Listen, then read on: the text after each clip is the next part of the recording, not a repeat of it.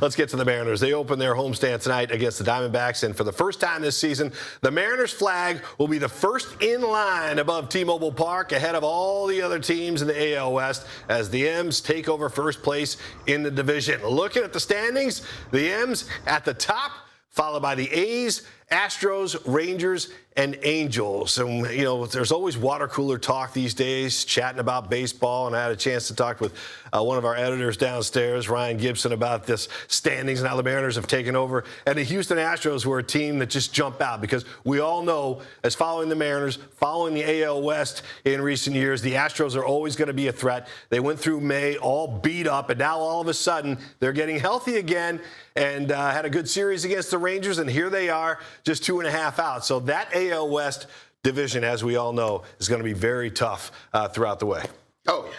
It's pretty remarkable that they're in first place after the stretch they had. I mean, they had all of those injuries. They lost a ton. They lost them in pretty bad fashion. And now they're at the top. But that's really a testament to just how poor this division is. But that means that's just the Mariners for the taking. But does it mean it's poor, or does it mean it's really super competitive? Because everybody could be first, or somebody could be last. A really good team could find themselves quite at an the optimistic bottom. way of I'm putting trying it. to be glass half full here. Well, today, Egan's not here, so somebody has to be. I like that take, Terry. But, you know, you're right. It's like, would you rather be at the bottom of the heap or the top of the heap? And right now the Mariners are at the top of the heap. Yeah, so. And they fought their way back and got into this position. They've earned it. Even with some of their superstars being sidelined or not playing their best ball, I think that they are in a perfect position now, being number one. Still don't have their superstars playing as well as they ought to. Some of them on the sideline on the IL. I think when these guys get to be full strength, it's going to be a really thing to reckon with. All right, well, you know, the Mariners are 6-4 in their last 10. We talked about the Astros. They're 7-3 in their last 10, so certainly making their move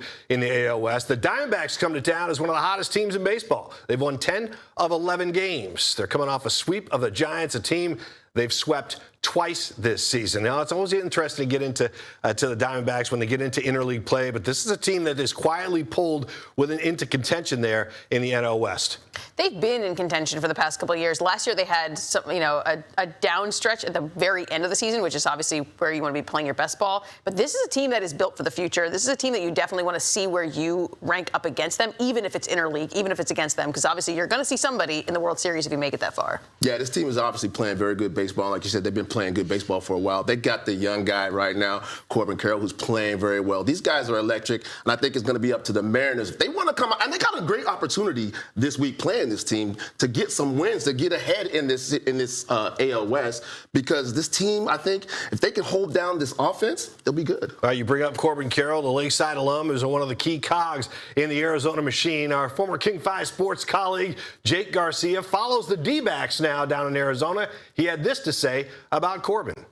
Ever since he was called up with the D-backs a few years ago, he's been everything that this franchise hoped he could be. And it's incredibly important when you have a team like the Diamondbacks who is not going to go out and spend top dollar like the Yankees and the Mets. When you have a homegrown guy like Corbin Carroll really blossom into the star that he's become, it can pay huge dividends for a franchise like the Diamondbacks. This guy is a freak, guys. He's under, 5'11", and yet hits the ball like he's Aaron Judge or Giancarlo Stanton.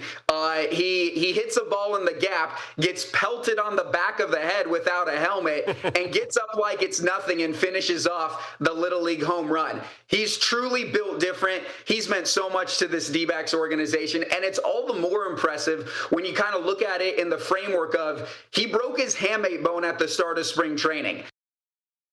That's the one thing when a player plays through injuries like that and continues to play at a high level like Corbin Carroll was doing during the injury. This is a good thing for that Diamondbacks team. Again, they come to town red hot. George Kirby gets the start tonight for the Mariners. He's part of the reason the Mariners pitchers rank 6th in earned run average. By the way, the D-backs as a team batting 5th with the 5th best average in Major League Baseball. So going to be a challenge tonight for Kirby. Yeah, it is. And his last 2 starts haven't been too hot. Last week at home, he was knocked around for 6 runs on 6 hits. This last Saturday in KC, gave up 5 runs. Only 3 of those earned, though, in an error-ridden game. But he's definitely in need of a bounce-back performance. Kirby said he started strong this season, and all of a sudden things start to level off. But he's part of a pitching staff that we know can tear it up, and they can easily put it all together for 3 games against the D-backs. Man, when you look at the embarrassment of riches on this team when it comes to pitching, not only in the starting rotation but in the bullpen, pretty impressive. It is. The Seattle Mariners, like you said, it's an embarrassment of riches, but we need to find a rotation that's going to work for this team. There's obviously been a little bit of controversy this year